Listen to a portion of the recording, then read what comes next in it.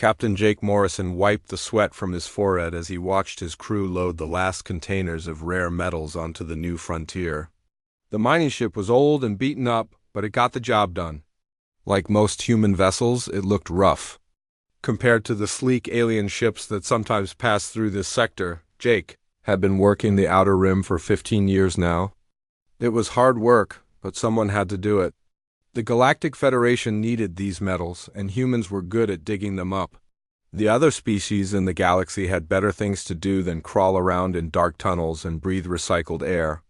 For months at a time, his crew was small but loyal. Most of them had been with him for years. They knew how to work together, how to solve problems when the fancy alien technology broke down, and how to keep going when things got tough. That was what humans did best. The communication array started buzzing with an incoming message. Jake walked over to the control panel, expecting another routine supply request or shipping order. Instead, every screen on the ship lit up with the same symbol he had never seen before. "Captain, we're getting this on all channels," said Maria. Santos, his communications officer, she looked worried. "Every frequency, every network. It's like someone just took over the entire galactic communication system." Jake frowned. "That should be impossible."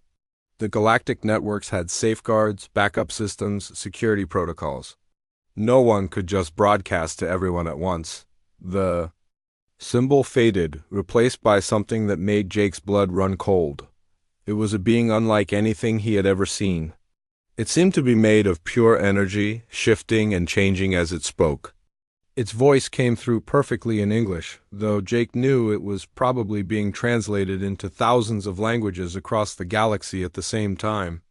"People of this galaxy," the being said. Its voice was calm, almost gentle, but there was something terrifying about it. "We are the Cosmic Tribunal. We have watched your development for eons. We have been patient. We have waited.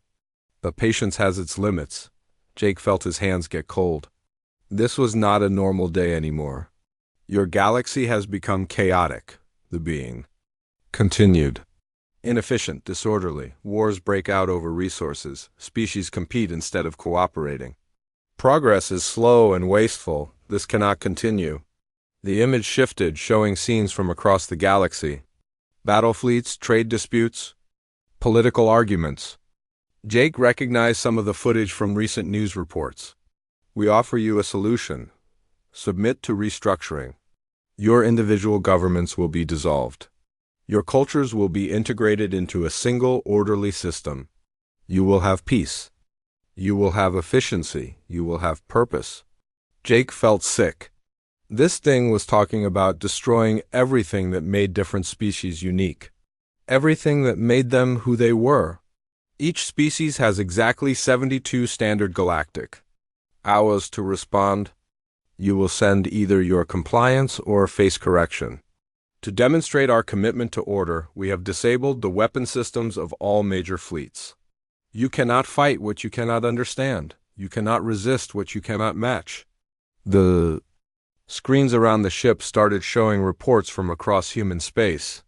Every military vessel, every defense platform, every weapon system had simply stopped working. The aliens were not lying. They had done exactly what they said they could do. "Choose wisely," the being said, and the transmission ended. Jake stared at the blank screen for a long moment. Around him, his crew stood in shocked silence. Finally, Maria spoke up. "Captain, we're getting reports from all over. Every species in the galaxy got the same message. And they weren't lying about the weapons. Everything's dead." Jake nodded slowly. He activated the ship's long-range communicator and tried to reach Earth. The signal took several minutes to connect, but when it did, he could hear the chaos in the background. Admiral Lisa Carter's voice came through clearly, though she sounded tired. "Jake, good to hear from you. I assume you got the message?" "Yes, ma'am. What's the situation?" "Dad, the tribunal wasn't bluffing. Every weapon system in human space just stopped working. Our best engineers can't figure out how they did it or how to fix it. The other species are already starting to respond." Jake felt his heart sink. "What are they saying?" "The Vorthic Empire submitted 3 hours ago. The Nebula Collective voted to comply 6 hours ago. The Hive Confederation just announced their surrender an hour ago. Everyone's giving up, Jake. They're all too scared to fight. Jake looked around at his crew. They were listening to every word, and he could see the fear in their eyes. But he could also see something else. The same stubborn determination that had kept them going through broken equipment, dangerous mining operations, and years of being treated like second-class citizens in the galaxy. What about us? The Global Defense Council is meeting now. Representatives from every colony, every station, every ship. They're trying to decide what to do. And what do you think they'll decide? There was a long pause. I don't know, Jake. Maybe they're right. Maybe we can't fight something like this. Maybe it's better to survive as part of their system than to die for our independence. Jake closed his eyes. He thought about his crew, about all the humans scattered across the galaxy, working hard jobs and trying to make a life for themselves. He thought about Earth, about the home he hadn't seen in 5 years but still dreamed about. Admiral, he said finally, what do your gut tell you? Another pause. My gut tells me that living on your knees isn't really living at all. Mine too. The communication ended, and Jake turned back to his crew. They were waiting for him to say something, to give them some kind of hope or direction. He wasn't sure. He had either to give. Well, he said finally, looks like we're going to find out what humans are really made of. Outside the ship, the stars looked the same as they always had. But Jake knew that everything had changed. In less than 3 days, his species would have to make a choice. That would determine their future forever. He just hoped they would choose to remain human. The word echoed across every communication channel in the galaxy. One simple word that no one had expected to hear. No. Admiral Lisa Carter stood at the communication console in Luna Command, her hand still on the transmission button. Around her, the command center had gone completely silent. Every person in the room stared at her with a mixture of shock and terror. She had done it. With just seconds left on the tribunal's deadline, she had given humanity's answer. Not the careful, diplomatic response the council had debated for 3 days. Not the reasoned explanation they had prepared. Just one word that summed up everything humans felt about being told to surrender their freedom. Ma'am, whispered Colonel Frank Davis, her aide, the galaxy is responding. The screens around the command center lit up with incoming messages from across known space. The reactions were immediate and intense. On the frontier world of New Cascade, Commander Ben Taylor watched as his alien neighbors gathered in the streets. The local Vorthak administrator, a tall crystalline being named Zeph-9, approached the human embassy with what looked like genuine confusion on its faceted face. Commander Taylor, Zeph-9 said in its precise musical voice, we have received your species' response to the tribunal. We do not understand. You have chosen extinction. This is not logical. Ben looked at the crystal being and tried to explain. Something he wasn't sure he understood himself. We didn't choose extinction, Zeph-9. We chose to remain human. But the tribunal cannot be defeated. Their power is absolute. Your weapons do not function. Your defenses are meaningless? Why do you resist what cannot be resisted? Ben thought about that for a moment. Maybe that's exactly why we resist, because everyone says we can't. The Vorthic's crystal body flickered with confused patterns of light. In its species' long history, they had always chosen the logical path, the safe path, the path that led to survival. The idea of choosing certain death over submission was completely alien to them. Similar conversations were happening across the galaxy on trade stations. Alien merchants who had worked with humans for decades tried to understand what their human partners were thinking. In mixed colonies, alien settlers watched their human neighbors with a combination of fear and fascination. Dr. Amy Rodriguez sat in her laboratory on Europa, monitoring communications from across human space. As Earth's chief xenobiologist, she had spent years studying how different species thought and acted. But what she was seeing now was unlike anything in her research. The official responses from alien governments were predictable. The Vorthic Empire issued a formal statement expressing regret for humanity's tragic mistake. The Nebula Collectives. Gas form councils declared that humans had endangered galactic stability through irrational behavior. The Hive Confederation's queens announced that they would mourn the loss of the human species after their inevitable correction. But Amy was more interested in the unofficial responses, the private communications that weren't meant for government channels. The personal messages between individuals across the galaxy. A Vorthic crystal singer had sent a message to a human friend saying it didn't understand the human choice but found it strangely beautiful. A Nebula Collective gas form had written that humanity's refusal made it feel something it had never experienced before: pride in another species' courage. A Hive worker drone had secretly transmitted that it wished its own species had the strength to say no. These messages were scattered and rare, but they were there. Amy realized that while the governments of the galaxy had surrendered without a fight, some individuals were beginning to think differently about what the tribunal represented. Far across the galaxy, in the massive world ship that served as the tribunal's base, ancient beings older than most star systems struggled with a concept they had not encountered in millions of years: defiance. The tribunal had conquered entire galaxies. They had absorbed civilizations that spanned thousands of worlds. They had restructured reality itself according to their vision of perfect order. In all that time, no species had simply refused their demands. The lead entity, a being of pure thought that had existed since the universe was young, examined the human response from every possible angle. The word no was simple, but its implications were vast. It meant that humans preferred death to submission. It meant they valued their independence more than their survival. It meant they were willing to fight even when fighting was impossible. This was chaos. This was disorder. This was exactly what the tribunal existed to eliminate. The decision was made quickly. The correction fleet, which had been prepared as a backup measure, was activated and sent toward human space. Massive ships, each the size of small moons, began moving through space in ways that defied all known physics. They didn't travel from place to place, they simply decided to be somewhere else and were. But even as the correction fleet moved toward human space, something unexpected was happening. Across the galaxy, the word no was spreading on 17 different worlds. Members of supposedly compliant species began small acts of rebellion, nothing dramatic or organized. Just individuals making personal choices to resist. A Vorthic crystal smith named Veltwelv was ordered to report for consciousness restructuring. Instead of complying, it simply didn't show up. When authorities came looking, they found its workshop empty and its tools scattered, not destroyed, but abandoned in a pattern that somehow expressed defiance. In the Nebula Collective's home system, a gas form individual designated Cloud 7 Alpha refused to merge with its assigned collective unit. Instead, it drifted alone through space, maintaining its individual thoughts and memories against all social pressure to conform.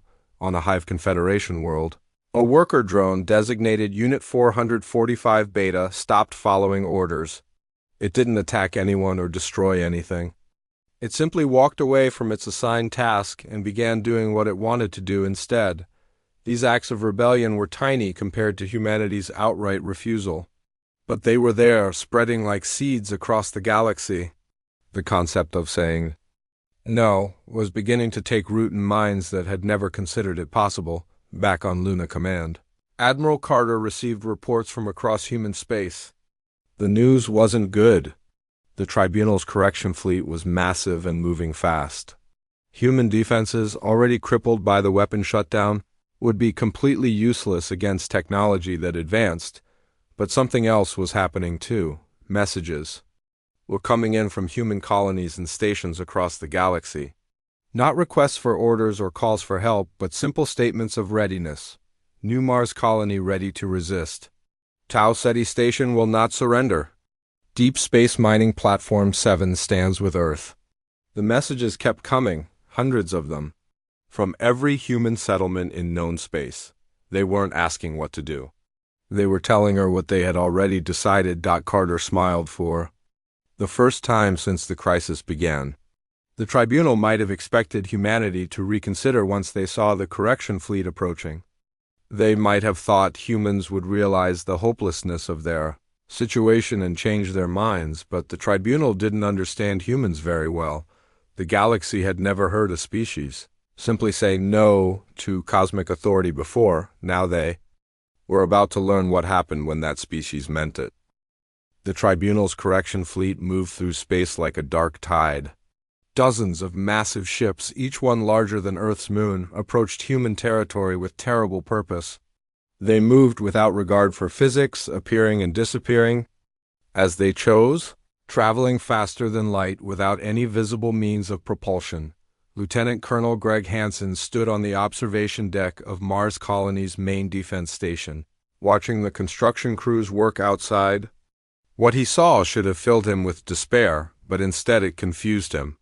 His people weren't building defenses the way they had been taught in military school. The fortifications were spread out across hundreds of kilometers instead of concentrated in strategic positions. The bunkers were connected by tunnels that twisted and branched like tree roots. The weapon platforms were built in clusters that seemed random, with no apparent tactical purpose. "Hansen," called Chief Engineer Karen White, as she walked up behind him. Her hands were covered in grease and her uniform was torn, but she looked more alive than he had seen her in years. "You need to see this." She led him to the main construction site, where dozens of people were working on something that looked like a cross between a factory and a fortress. The design made no sense according to any engineering principles Hansen knew. "Karen, what is this thing supposed to do?" She grinned at him. "Everything. It can manufacture weapons, process food, generate power, house families, serve as a command center, or hide completely underground. We're not building it to be efficient, Greg. We're building it to be stubborn." Hansen looked around at the other construction sites scattered across the Martian landscape. Each one was different. Each one had been designed by different people, with different ideas about what they might need to survive. There was no central plan, no unified strategy. "This goes against everything we learned about military engineering," Hansen said. "Good," Karen replied. "Because everything we learned was about fighting other humans. This isn't a human enemy." Across human space, the same pattern was emerging. On Alpha Centauri, Captain Nicole Davis watched her defense fleet organize itself in ways that made no military sense. Ships clustered in groups based on where their crews felt comfortable, not on tactical requirements. Command structures formed naturally around people others trusted, regardless of official rank. Her second-in-command, Commander Pete Johnson, approached with a worried expression. "Captain, the fleet formation is completely irregular. We have no standardized tactics, no unified command structure. If we face a coordinated attack, we'll be destroyed."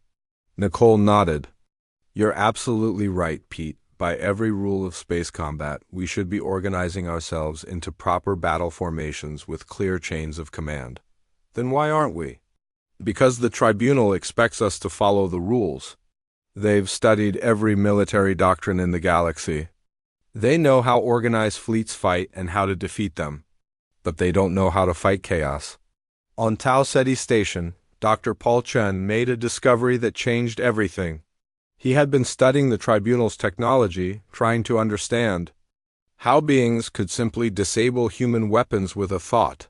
The answer, when it came to him, was both simple and terrifying. The tribunal's power came from their ability to impose order on the universe.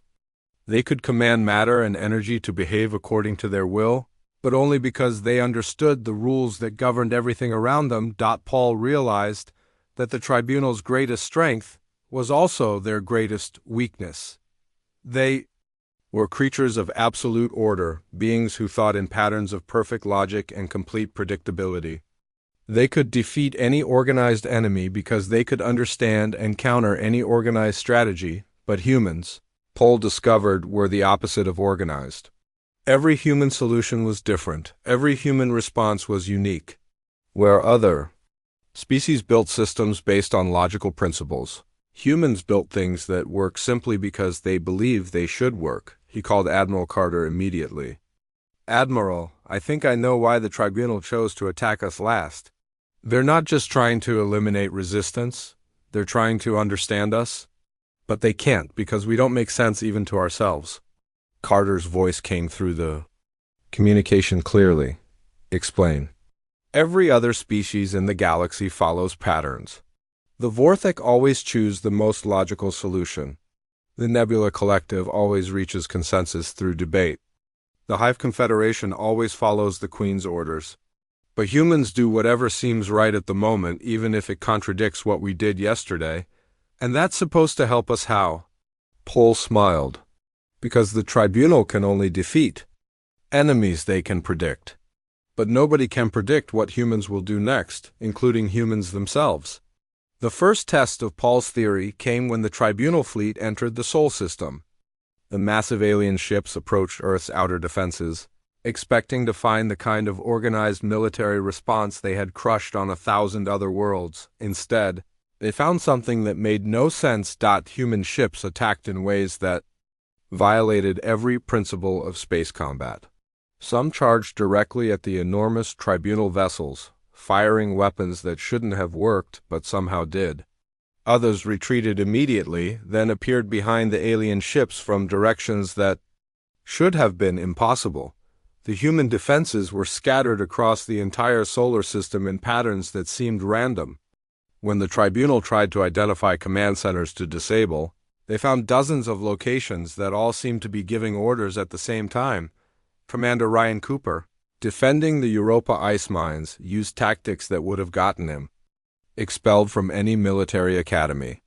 When Tribunal ships approached his position, he immediately abandoned it, leaving behind equipment that exploded in ways the aliens couldn't predict. But instead of retreating to a safe distance, Cooper's forces appeared elsewhere, attacking the Tribunal ships from angles they hadn't expected. When the aliens adapted to counter these new attacks, the humans had already moved again.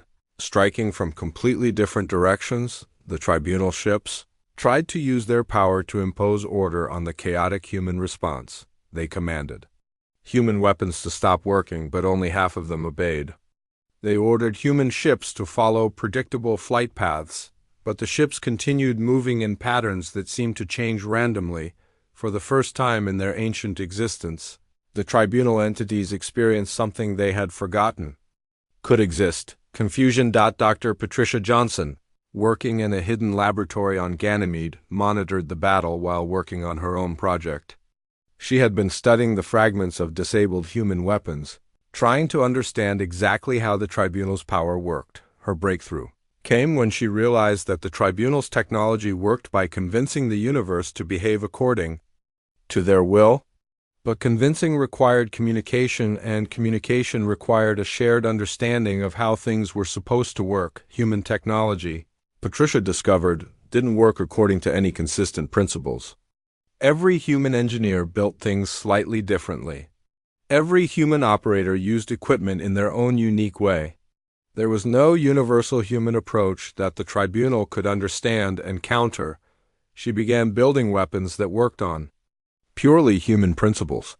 Devices that functioned differently every time they were used, not through random chance, but through human intuition and creativity. Weapons that refused to work the same way twice because their human operators never approached problems the same way twice. As the battle spread across the solar system, something unprecedented happened. The Tribunal, beings who had conquered galaxies through their absolute mastery of order and logic, found themselves fighting an enemy that operated on principles they couldn't comprehend. Human resistance didn't weaken under pressure, it adapted. Human tactics didn't follow patterns, they evolved. Human technology didn't work according to universal laws, it worked because humans believed it should work. And for the first time in cosmic history, the Tribunal began to realize that their enemy wasn't just refusing to surrender, their enemy was teaching them that they might not be invincible after all. The war had been going on for 3 weeks, and nothing was happening the way anyone expected. The Tribunal's massive correction fleet, designed to crush resistance through overwhelming force, found itself fighting shadows that refused to stay. Crushed, Admiral Jack Foster stood on the bridge of his flagship, watching the tactical display with a mixture of pride and disbelief. His fleet shouldn't exist, according to any reasonable military doctrine. Half his ships were civilian vessels that had been converted into warships by people who had never built warships before.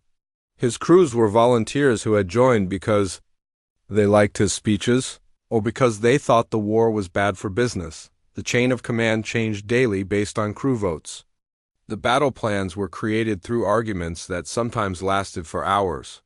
The supply system worked because merchants decided they wanted to help and engineers figured out ways to make impossible things possible. By every measure of military science, Foster's fleet should have fallen apart within hours of its first engagement.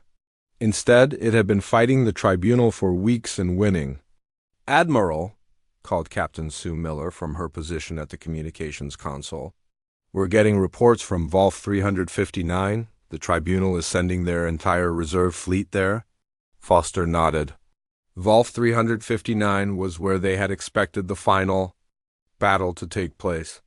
The system had 3 human colonies and was strategically important for protecting the inner worlds. If the tribunal could take Volf 359, they would have a clear path to Earth. "How long do we have?" "Our scouts say the tribunal fleet will arrive in 6 hours. Foster looked around his bridge at the people who had somehow become his officers. None of them had been trained for this. Most of them were making decisions based on instinct and hope. But they had been making the right decisions for 3 weeks. "Send a message to all ships," Foster said. "Tell them we're going to Volf 359. Tell them why. Let them decide if they want to come." In the past, military commanders had given orders and expected them to be followed. Foster asked his people to choose, and somehow they always chose to fight, too. Hours later, Foster's fleet began moving toward Volf 359. Not all of his ships came with him. Some stayed behind to defend other systems. Some went off to attack tribunal supply lines that might not even exist. Some simply disappeared to do things their crews thought were important. Foster didn't worry about it. That was how humans worked. They did what seemed right at the time, and somehow it all worked out. At Volf 359, the human defenders were preparing for the battle of their lives. Commander Lisa Park had been put in charge of the system's defense, though nobody was quite sure who had given her that authority. She had simply started organizing things, and people had started following her orders. Her defense plan made no sense on paper. Instead of concentrating her forces to defend the most important targets, she had scattered them throughout the system. Instead of building strong defensive positions, she had created hundreds of small bases that could operate independently. "Commander," said Lieutenant Don Rogers, "the tribunal fleet just entered the system. 300 ships, each one the size of a small moon." Park looked at her own forces. 50 human ships, most of them converted civilian vessels. Several thousand defense platforms built from spare parts and determination. Orbital fortresses that had been designed by committees and built by people who argued about everything. "Send a message to all units," Park said. "Tell them the big ships are here. Tell them to do what they think is best." Dr. Patricia Johnson. Watch the beginning of the battle from her laboratory on the research station, orbiting Volf 359's 4th planet. Her new weapons were finally ready. Devices that worked on purely human principles, changing their function based on who was using them and what they needed at the moment. She had sent copies of her designs to every human facility in the system. Not detailed blueprints, but general ideas that people could modify and improve according to their own understanding. The result was hundreds of different weapons that all worked differently but somehow worked together. The tribunal fleet entered the system, expecting to face another organized military force they could analyze and defeat. Instead, they encountered something that had never existed before in the galaxy's history: a completely human way of war. Human ships didn't follow formation patterns. They moved according to what their crews thought would work. Some attacked directly, others retreated and came back from unexpected directions. And still others did things that made no tactical sense but somehow created opportunities for their allies. The defense platforms didn't fire in coordinated volleys. Each one targeted whatever seemed most dangerous to its crew. The result was a pattern of fire that looked random but created overlapping fields of destruction that the tribunal couldn't predict or counter. The orbital fortresses didn't try to hold fixed positions. When they were attacked, some fought to the last, others retreated to safer locations, and a few simply exploded in ways that damaged nearby tribunal ships. Commander Ryan Cooper, now leading one of the human task forces, found himself facing a tribunal ship that was trying to use its power to force his vessels into predictable flight paths. Instead of resisting the alien influence, Cooper told his pilots to follow whatever course felt right to them at the moment. The result was a formation that changed constantly, with ships moving in patterns that even Cooper couldn't predict. The tribunal ship's weapons, designed to target orderly formations, couldn't lock onto targets that moved according to human instinct rather than tactical doctrine. But the real turning point came when the tribunal tried to use their ultimate weapon. The massive alien ships began emitting a field that was supposed to force all technology in the system to stop working. It was the same power they had used to disable human weapons at the beginning of the crisis, but focused and amplified. Half the human equipment stopped working, just as it had before. But the other half, built by different people with different ideas about how things should work, continued functioning. More importantly, the human crews didn't panic when their technology failed. They simply switched to backup systems, improvised solutions, or found completely different ways to accomplish their goals. Dr. Johnson watched as her new weapons performed exactly as she had hoped. When the tribunal's power tried to shut them down, they changed into something else. When the aliens tried to predict their effects, they began working according to different principles. The tribunal entities, watching the battle from their command. Ships experienced something they had never felt before: doubt. For millions of years, they had been the ultimate authority in the universe. Their power was absolute, their knowledge complete, their victory inevitable, but humans were showing them that power based on control and predictability had limits. When faced with enemies who operated outside all known patterns, who created solutions that shouldn't work but did, who fought according to principles that changed from moment to moment, the tribunal's advantages began to disappear. Admiral Foster arrived at Volf 359 in the middle of the battle with his volunteer fleet. He took one look at the chaotic engagement and smiled. "All ships," he broadcast to his fleet, "you see what's going on down there. Do whatever you think will help." Foster's ships scattered throughout the system, each one joining the battle in its own way. There was no coordination, no overall strategy, no unified command. Just humans being human, fighting for their freedom in ways that made sense to them. For the first time in cosmic history, the Tribunal's correction fleet began to retreat. The news of the Tribunal's retreat at Volf 359 spread across the galaxy faster than light. For the first time in cosmic history, the ancient beings who had ruled through fear and absolute power had been forced to withdraw from a battle. The reaction was immediate and electric. On the Vorthak homeworld, a crystal singer named Veltwelv stood before the restructuring center where it was supposed to report for consciousness modification. For 3 days it had been hiding in the crystal groves, thinking about what the humans had accomplished. When the Vorthak authorities arrived to collect it, Veltwelv made a sound that had not been heard on their world for millions of years. It sang a note of refusal, a crystalline harmony that meant no in the deepest sense of the word. Other crystals in the grove began to echo the sound. Then more joined in.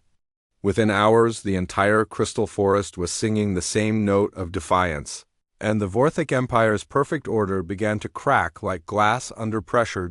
In the Nebula Collective's vast gas clouds, individual beings, who had spent their entire existence as part of collective consciousness, began to separate themselves. A gas-form entity designated Cloud 7 Alpha drifted away from its assigned collective unit and spoke words that had never been spoken in their language before. "I choose to think my own thoughts." The words spread through the gas clouds like a virus. Other individuals began to separate from their collectives. forming new patterns based on personal choice rather than social requirement. The Nebula Collective's councils tried to restore order, but found that beings who had learned to think for themselves could not be forced back into collective consciousness. The most dramatic change happened in the Hive Confederation.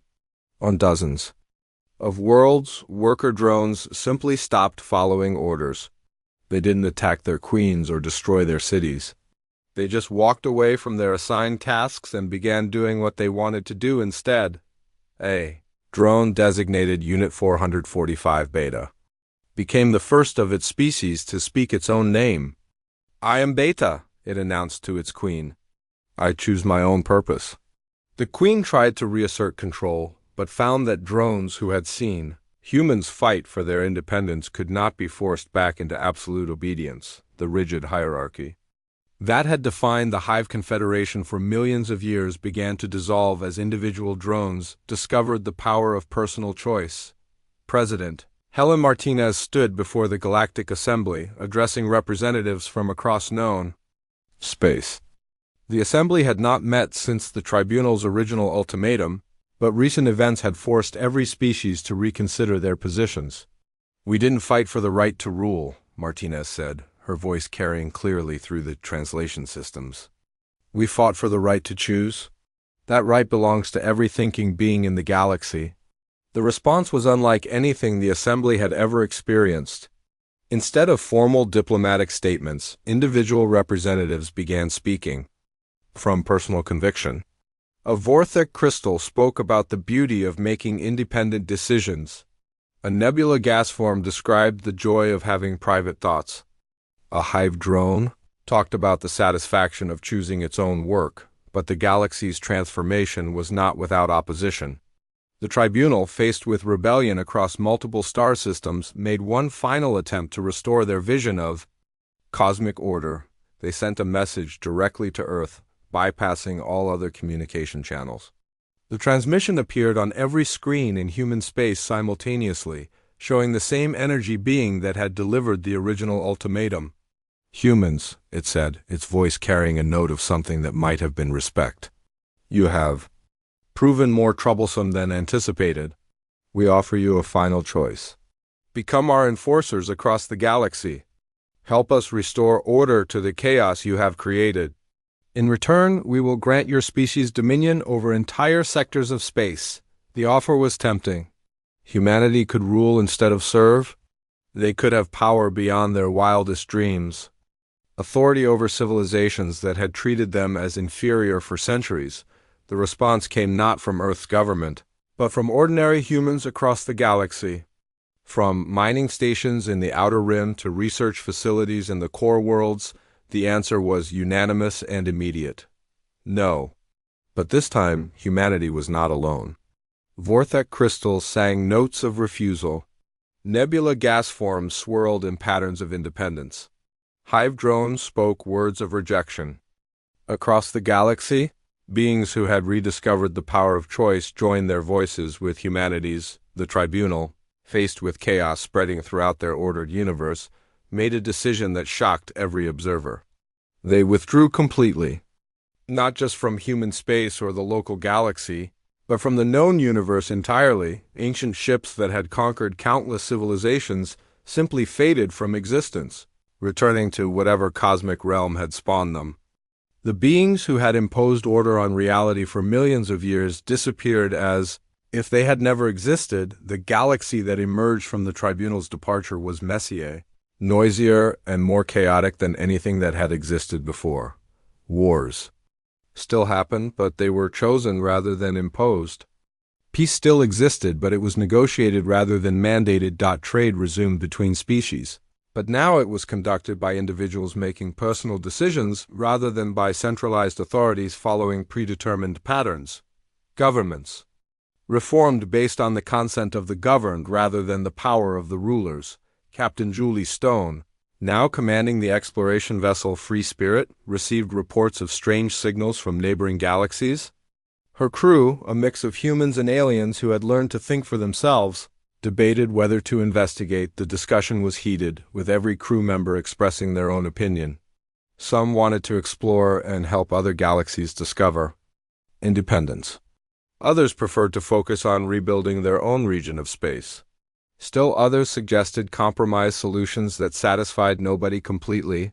The debate went on for hours, with arguments, counter-arguments, and passionate speeches. From beings who had never been allowed to express personal opinions before. Finally, they voted. The decision was close, reached through the messy, inefficient, completely democratic process that had become the new way of doing things in the galaxy. They voted to go, after all.